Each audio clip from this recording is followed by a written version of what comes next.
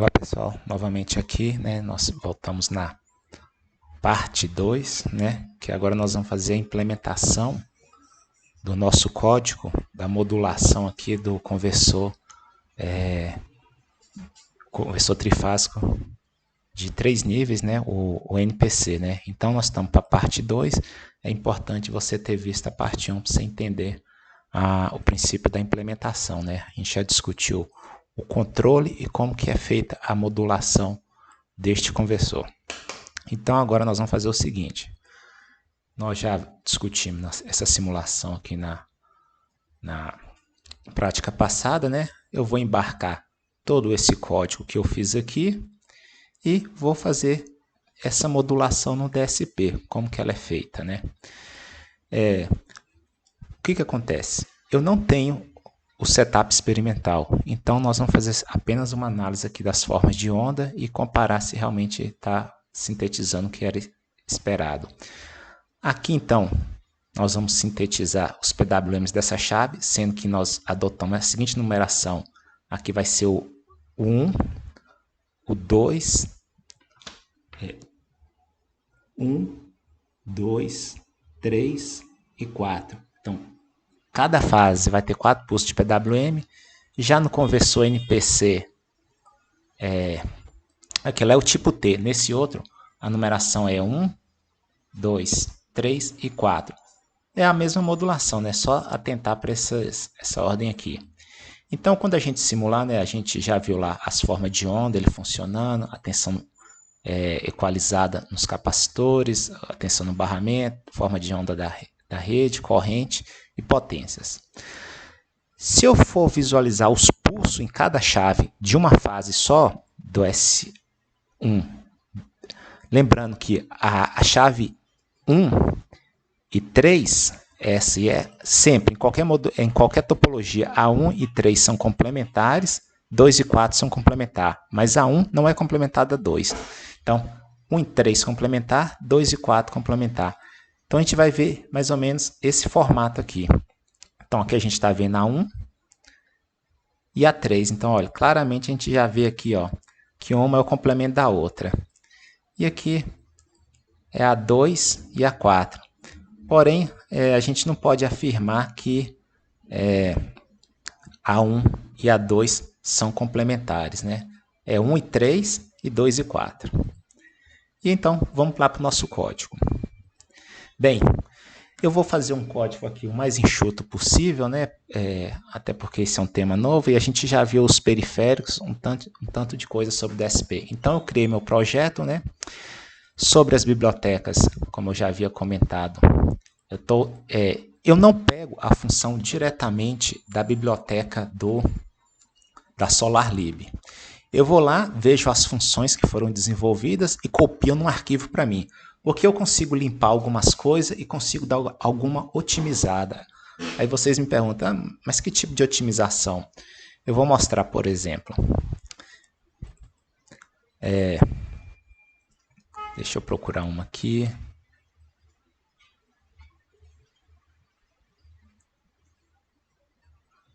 Nessa daqui para estar aparecendo alguma aqui. Bem, mas como que é mais ou menos essa otimização? Em alguns lugares, ele pede para calcular seno, cosseno e fazer onde é que eu vou achar? E fazer essa divisão. Só que o que acontece?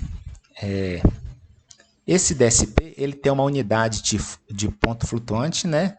E ele tem a TMO. Então, existem algumas funções que são intrínsecas do próprio hardware dele. Então, ao invés de eu usar uma biblioteca para fazer o cálculo, por exemplo, de raiz quadrada, seno e cosseno, eu posso vir aqui, ó, e utilizar as funções intrínsecas da TMO, da unidade trigonométrica. Então, eu consigo otimizar.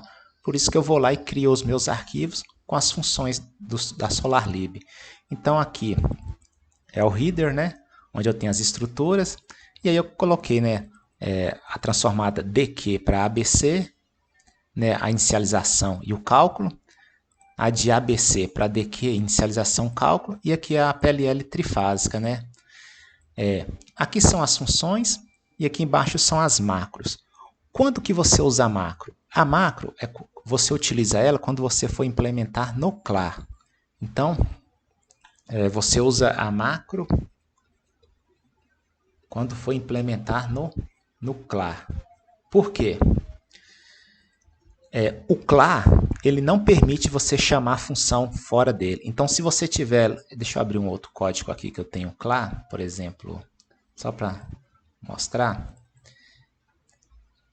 Se você estiver rodando um código aqui dentro do CLA, ele não te permite chamar uma função externa a ele. Ou você copia todo o código da função aqui dentro, igual eu fazia anteriormente, né? Eu vim aqui e copiava esse código todo aqui dentro do CLA. Ou então, o que você simplesmente faz? Você chama a macro. Tipo assim, você vem e faz, por exemplo, você faz isso aqui, ó. Aí qual que é a vantagem de você utilizar a macro desse jeito? Porque todo esse código que eu copiei, na hora que o compilador for fazer a síntese do objeto, o código de máquina, ele já faz isso para você, ele copia. Então, é mais nesse sentido.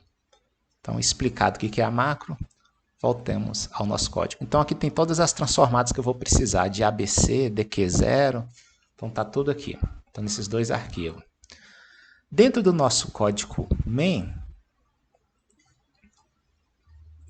eu coloquei um código bem enxuto, né? Então, aqui eu só usei duas interrupções, a do timer, para ficar piscando aquele LED, né? E a interrupção do ADC, onde está o nosso controle. Os três compensadores, né, da tensão no barramento, corrente de eixo direto e quadratura. E os objetos das transformadas, né? Aqui a tensão, que vai para DQ0, né? ABC para DQ0 da tensão. A PLL trifásica. A corrente de DQ0 para ABC. E a corrente de ABC para DQ0. E aqui são algumas variáveis que a gente utiliza para fazer o nosso controle, né? Aqui esse template aqui não vou comentar muito, que eu já comentei no vídeo passado sobre no Book Interleaved, né? São inicializações do periféricos, tabelas e tudo mais. Setup GPIO e EPWM. Aqui que eu vou abrir aqui o Setup GPIO. O que eu fiz aqui? Aqui no GPIO eu só configurei os pinos do LED para ficar piscando e os pinos de PWM. E um pino aqui que vai ser uma saída digital para debug. Como que foi os pinos de PWM? Para o braço da fase A, então aqui, como o 1 e o 2 são complementares, desculpa, o 1 e o 3, é sempre os ímpares, viu? 1 e 3, 2 e 4. Então, 1 e 3 são complementares, então aqui eu utilizei para o EPWM 1A e 1B. 2 e 4 complementar, então é sempre assim, é ímpar com ímpar, e par com par. Então, aí eu usei aqui o 2A e 2B. Para o da fase B, essa fase aqui, 3A e 3B para o 2,1 e 2,3. 4A e 4B para o 2,2 e 2,4. E para a fase C, 3,1 e 3,3, 5A e 5B, 3,2, 3,4, 6A e 6B. Então, eu estou utilizando 6 PWMs e estou utilizando 12 pinos. Então, é muito recurso para consumir, né? Então, essa aqui é a lógica aí, que é a os pinos digitais. Os nossos pinos de PWM. Bom, configuração do EPWM. Aqui que vem um segredo. Né? Aqui que a gente tem que prestar atenção. Estou utilizando os PWM de 1 a 6. Então, para configurar o primeiro PWM, né, não vou ter muito mistério. Eu vou configurar, ele vai ser o master, então vou configurar o período dele para 18 kHz, zerar o contador, a fase dele é 0. A gente lembra, só comentar aqui, que aqui é o PWM 1A e aqui é o 2A. 1A, 2A para a fase A. 3A e 4A para a fase B, 5A e 6A para a fase C. Então, como que a gente configura? Só lembrando que o negativo o da parte aqui de baixo, ele tem que estar defasado 90 graus. Só esse detalhe. Então, o que nós vamos fazer? O PWM1 vai ser o master, ele é 0 graus de defasagem, vai liberar um pulso de sincronismo quando ele o contador passar pelo CTR, que é o limite da contagem, e pelo 0. Como ele não vai ter deslocamento de fase, eu desabilito. Contador up-down, aqui é onde que ele vai atualizar os dot cycle, né? E aqui é o Action Qualify. Isso aqui é uma parte importante, gravem bem, é aqui que está o segredo. Então vamos lá. O que esse Action Qualify tem a ver conosco? Essa parte que está aqui, ela diz respeito a esse comportamento aqui, ó. Essa lógica. Então, essa lógica tem a ver com esse Action Qualify.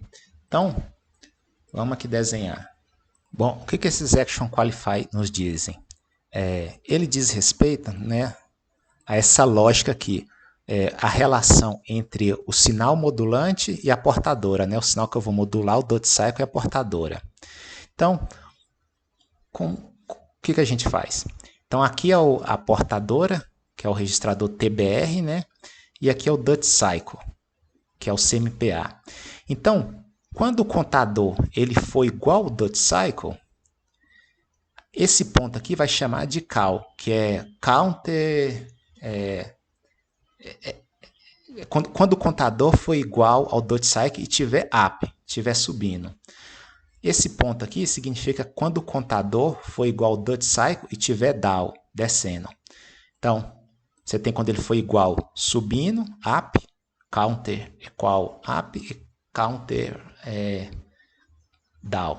Aqui é quando o contador chegar no PRD e no 0, que seria PRD e 0. Mas a gente não usa, a gente só usa esses aqui, no PWM simétrico. Então, quando ele chegar no cal, no counter up, o meu pulso eu vou resetar. Quando ele for igual ao CAD, counter down, ele dá o 7. Então, aqui, à medida que se o meu dot cycle aumentar, eu aumento a largura do pulso. Então, essa é a lógica para eu fazer isso aqui, ó, maior ou igual. Né? Então, vai ser, aqui no cal vai ser clear, e aqui vai ser o 7. Bom, e se eu quiser fazer essa lógica aqui, menor ou igual, como que eu represento ela no modulador PWM? Então, nessa lógica aqui, ó, ela é menor ou igual. Quanto maior for o modelo de cycle, mais estreito fica a largura do meu pulso. Então, maior o dot cycle, mais estreito fica o meu pulso. Então, ele vai ter essa representação aqui. Aí eu vou inverter. Quando ele for no counter up, eu vou dar um 7. E quando ele for no counter down, eu vou dar um clear. Então, viram como é que é simples? Então, voltando aqui na nossa figura. Aqui, o cal vai ser clear e o CAD 7. E aqui vai ser o contrário. Um vai ser clear e outro 7. Então, o EPWM 1A e 2A vão inverter nessa sequência aqui. Então, pronto. Aqui é onde eu configuro o pulso complementar, né? É aquele que ele vai ligar automaticamente. Então, beleza. Tá configurado esses dois transistores aqui, ó, 1 e 3. Agora falta o 2 e o 4. Aí eu vou lá no PWM2. Né? Ele vai ter o mesmo período do primeiro, o dot cycle inicial é 0 e zerar o contador. Lembrando que o dot cycle, que a fase dele tem que estar 90 graus, 180 graus defasada, né? A gente lembra que a moduladora aqui, ó, tem que estar 180 graus defasados. Olha aqui, eu faço o defasamento dela, ó, defasada em 180 graus. Como ele vai ser um módulo que vai defasar, então ele é o single cell dele é o single input, eu vou habilitar o deslocamento de fase, e a direção tanto faz se ela é 1 ou 2, né? Porque como ele vai estar exatamente 180 graus, e o restante permanece igual. Aqui é como ele vai habilitar os dot cycle, e aqui que é no Action Qualify, é que está o segredo, que nós vamos fazer invertido. Olha no 1 como é que está. No cal é clear e no cad 7. Aqui no cal 7 e no cad clear. Então, eu consigo fazer essa lógica aqui. Bem tranquilo. Então, resolvi o problema da fase A. Agora o da fase B é a mesma coisa. Eu vou configurar o PWM3, que ele é equivalente ao 1, só que o PWM3 ele não é master. Então, eu vou desabilitar o deslocamento de fase dele. Ele não vai ter deslocamento de fase, ele vai ficar igual o PWM1. Então, é só eu desabilitar. E o cal dele vai ser clear 7. E o 4, que é par com ele vai estar defasado 180 graus. E aqui vai ser contrário, 7 e clear. Aí eu não fiz aqui os 5 e o 6, que seriam da fase C, ele é igual ao 3 e o 4, repetem. E quem vai ser o trigger? O trigger eu vou disparar pelo o trigger do ADC vai ser disparado pelo PWM1A. Aí eu vou fazer a amostragem do meu ADC, tanto aqui em cima, o ADC vai ser disparado aqui, quanto aqui embaixo, mantendo 2 vezes a frequência de PWM. Então, esse aqui é o segredo onde que a gente tem que atentar para fazer essa implementação. Bom, o setup ADC A e B, né, não vou entrar muito em detalhe, mas praticamente estou usando o módulo A para converter, digamos aqui, as tensões de fase A, B, C, a tensão do capacitor 1 e do barramento todo. E do módulo B, estou utilizando para converter as correntes de fase A, B e C e a tensão no capacitor 2. Só isso. E aqui eu configuro os meus compensadores igual eu fiz lá na simulação. Então tá aqui, ó. Bom, aqui tem o meu time e aqui vem o meu ADC onde que está o controle, que seria exatamente essa parte aqui, ó. Opa. Isso aqui tudo.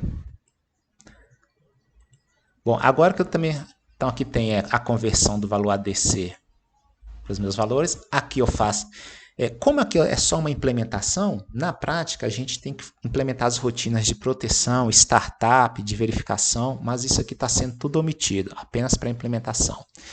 Então faço meu PLL trifásico, né? Eu li as 3 fases, né? Fase A, B e C. Faltou só um detalhe aqui, deixa eu corrigir. Bom, não vai fazer muita diferença não, esse PLL era para vir depois desse código aqui, mas a ordem aqui não vai alterar não. Então eu faço meu PLL, faço a conversão da tensão ABC para DQ0, né? Aqui eu já vou estar com seno e cosseno do PLL. Aqui eu estou utilizando a função intrínseca do hardware. Aqui eu pego as minhas correntes ABC, converto para DQ. Aqui é o meu PI de tensão do barramento. O meu PI do eixo direto e de quadratura, igual a gente viu na simulação.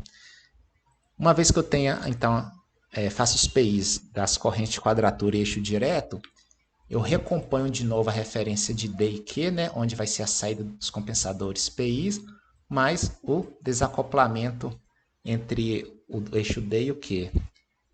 Aqui, como a minha transformada de tensão está normalizada em PU, aqui eu volto para a magnitude da tensão, né, multiplicar por 180. E aqui eu normalizo pela tensão no barramento CC.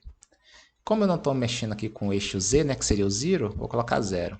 E aqui eu recomponho minha corrente de IDQ para ABC. Então, nessa parte aqui, eu já cheguei aqui, ó, onde eu tenho as 3 correntes, que seriam os nossos 3 Duty Cycles. Então, essa parte aqui, ó, os 3 Duty Cycles, terminariam aqui, ó, depois dessa função. Se a gente voltar aqui agora na parte do modulador, o que está faltando? eu tenho que fazer essa compensação aqui, ó, que é do balanceamento de tensão entre as tensões no capacitor, capacitor em capacitor 2. Como que eu faço ela? Eu chamei ela de dois ganhos, ganho positivo e negativo. Por que ganho positivo e negativo? Esse é o positivo, que é da portadora positiva, e esse é do negativo. Então, ele também usa a função de divisão intrínseca da TMO, que na verdade é o VC1, é isso aqui, ó.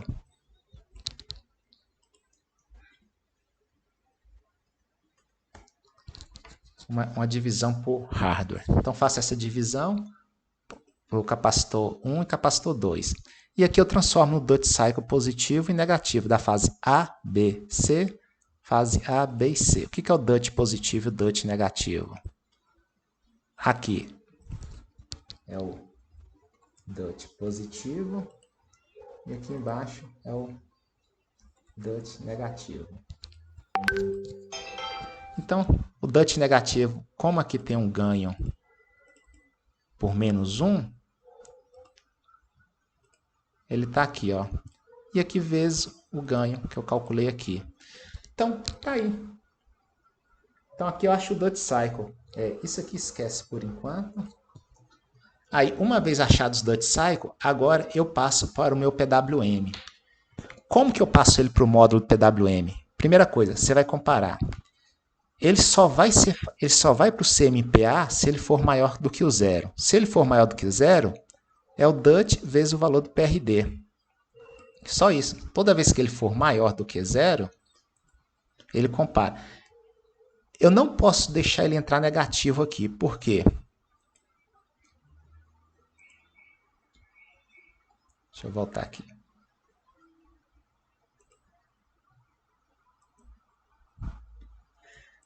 Porque na hora que eu decompus ele, o que eu vou fazer? Eu vou ter sempre isso aqui, ó, de 0 a 1, e eu vou ter a outra defasada em 180 graus, também de 0 a 1. Então, eu só vou comparar o quê? O duty cycle. Eu só vou comparar quando ele for entre 0 e 1. Quando ele for parte negativa,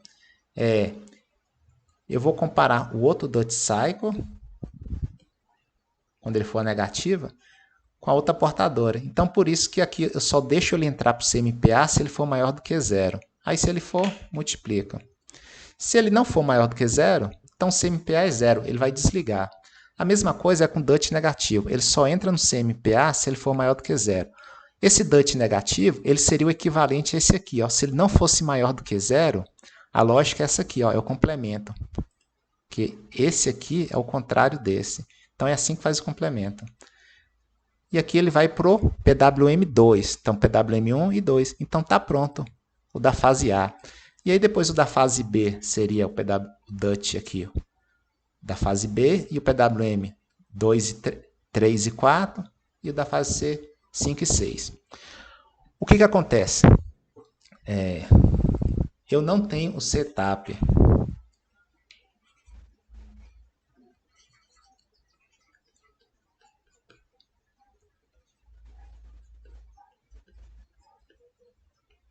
Então, como que a gente vai descobrir se está funcionando?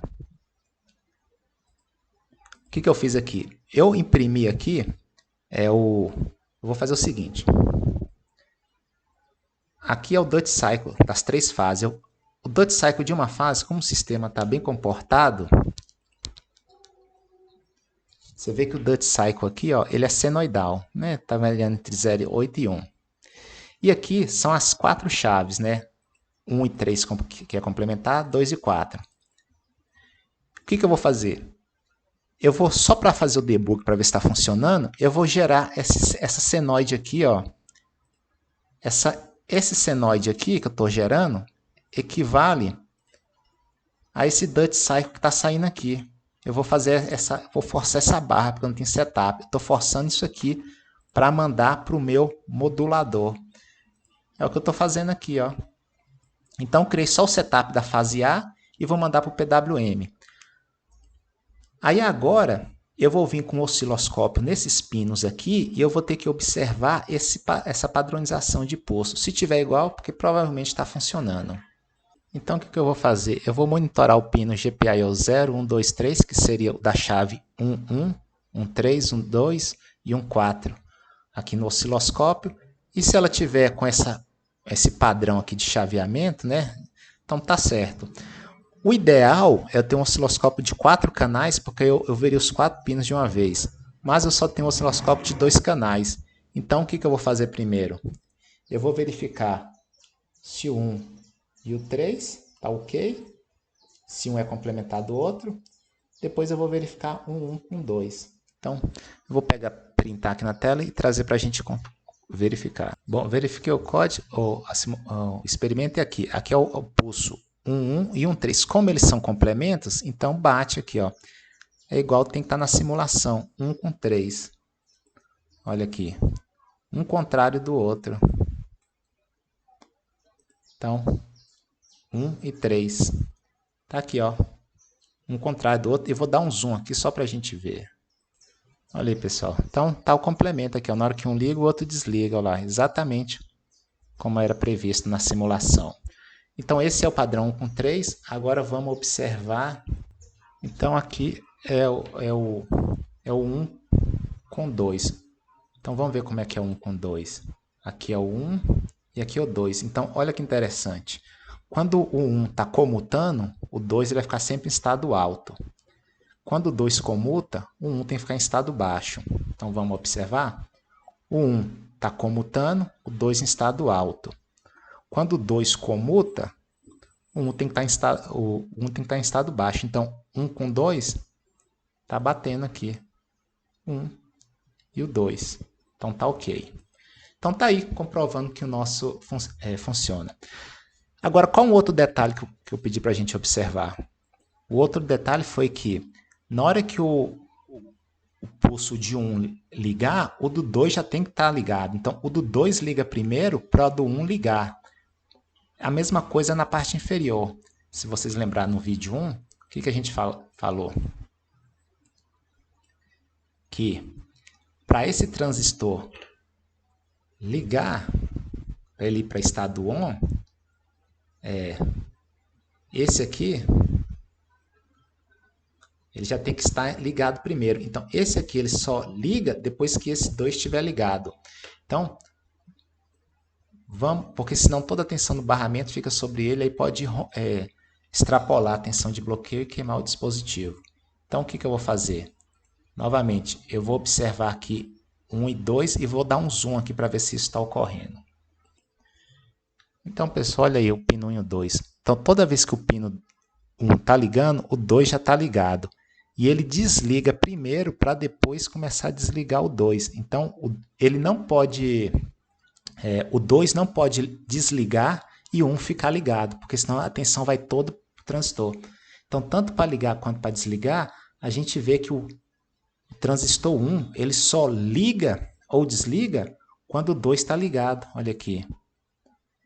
Então, a gente garante então aqui, ó, que esse transistor ele só vai ligar ou desligar quando esse daqui estiver ligado. A mesma coisa aqui embaixo. Esse transistor ele só pode dar o turn on ou turn off só quando esse aqui já estiver em on, quando ele estiver já ligado. Então, tá aí para a gente ver. E por último, como eu usei um GPIO para a gente medir o tempo de cálculo, então eu setei aqui, né, para ele dar um set e dar um clear para ver quanto tempo ele está gastando para fazer esse cálculo todo. E olha quanto que ele está gastando. Menos de 5 microsegundos. Então, a gente está utilizando praticamente 1/10 do período que teríamos. Então, dá para fazer muita conta com sobra ainda. A gente está usando menos de 10% do período. Então, a gente está gastando aí aproximadamente uns 4 microsegundos no período de 1 sobre 36 mil.